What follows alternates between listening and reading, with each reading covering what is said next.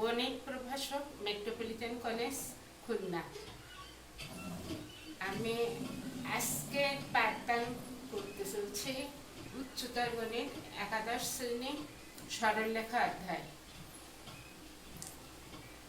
এখানে আজকের সরলরেখা অধ্যায় আমরা একটা সমস্যার সমাধান করব, যেখানে সরলরেখা প্রথমে আমরা আলোচনা করব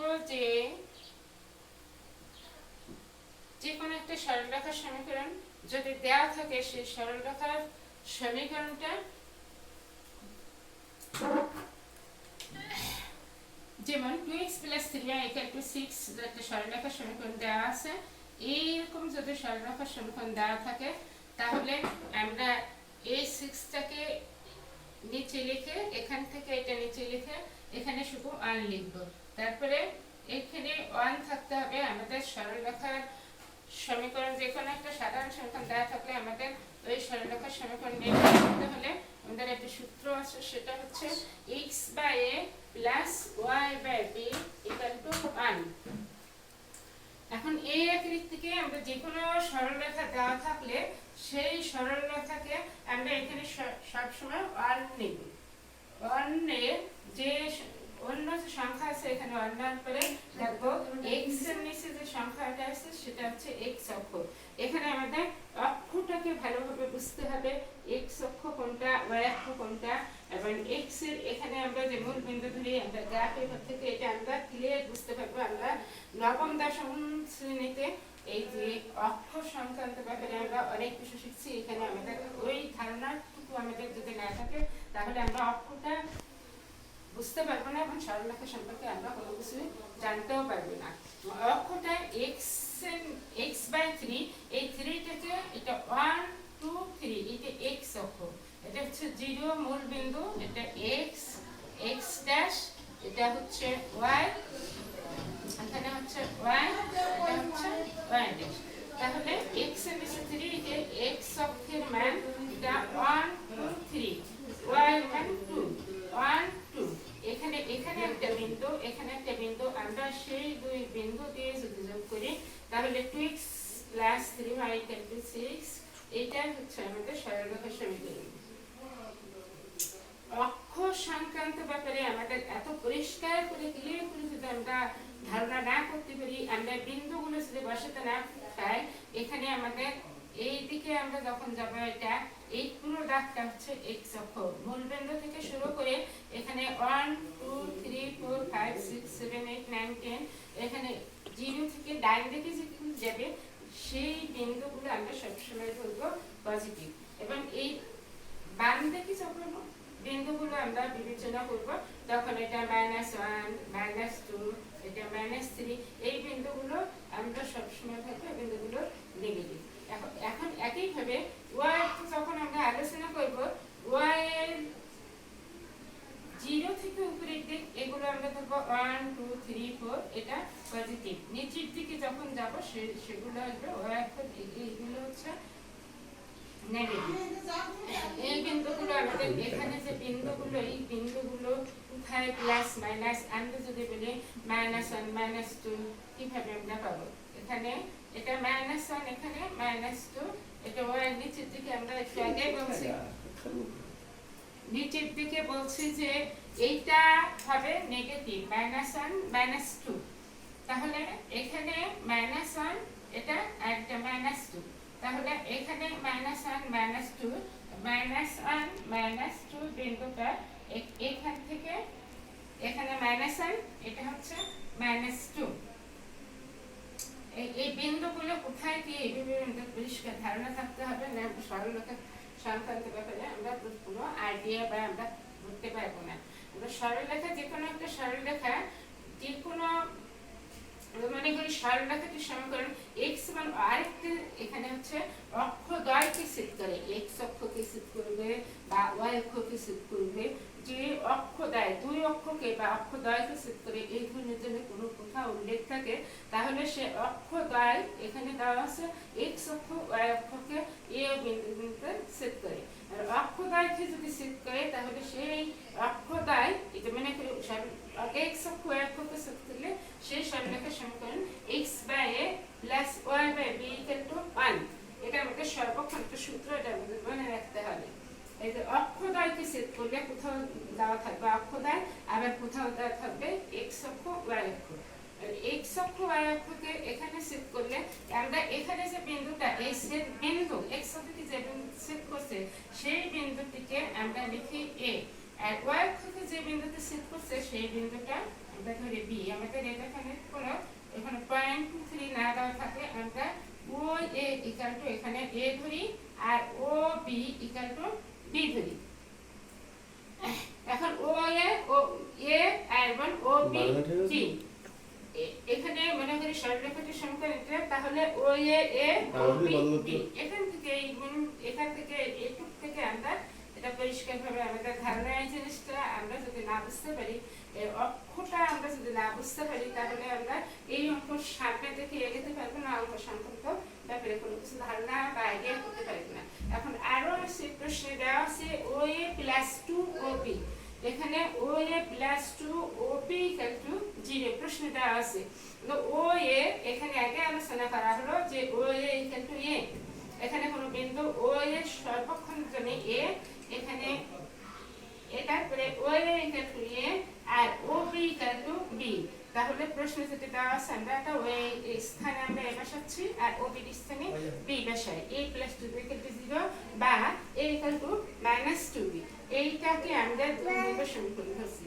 আবার এক সরলরেখার প্রশ্নে আবার বলে দেওয়া আছে তোমরা যে সমীকরণটা নির্ণয় করবা সেই সমীকরণটা -2, -5 বিন্দু হবে। তাহলে কোন বিন্দুতে কোন সরলরেখা কোন বিন্দু যদি কোন সরলরেখার মধ্যে অবস্থিত হয় তাহলে সেই বিন্দুতে সেই সরলরেখাটি সিদ্ধ হবে। আমরা এখানে এটাকে আমরা বুঝছি, এটা কি কোটি জানি, এটা x এবং y সরলরেখাটি দেওয়া আছে x/a, আমরা ধরে নিছি x/a + y/b। আমরা x এর স্থানে -2 বসাবো এবং y এর স্থানে -5 বসাবো।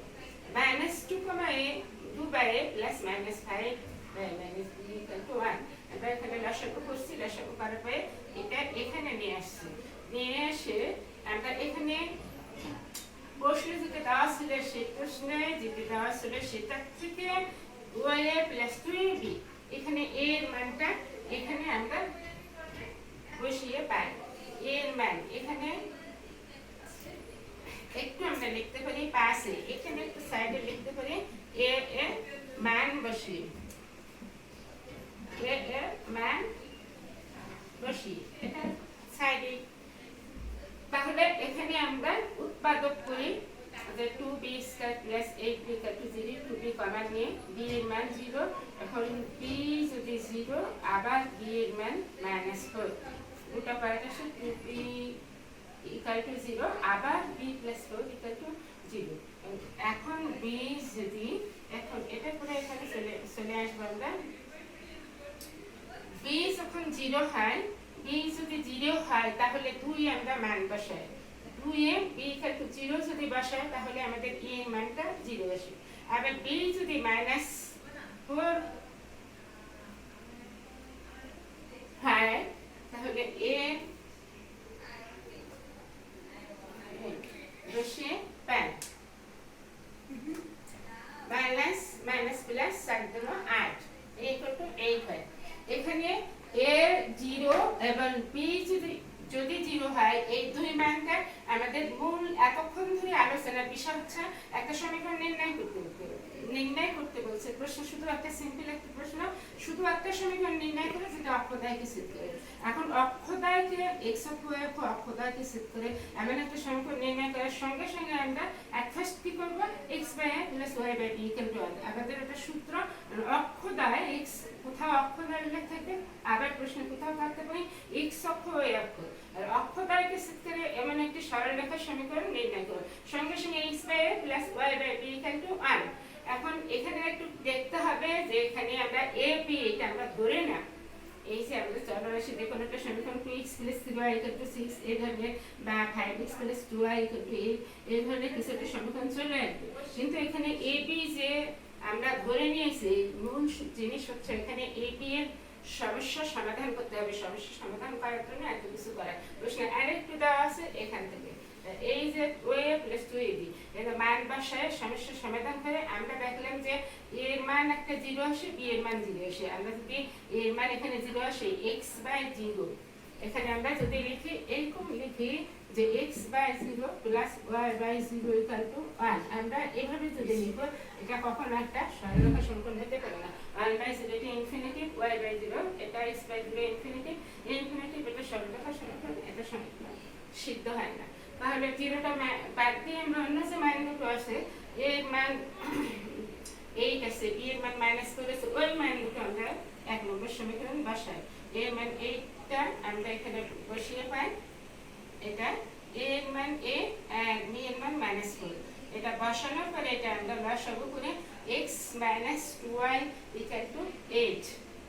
এটা আমাদের নির্ণয় সরলরেখা সমীকরণ।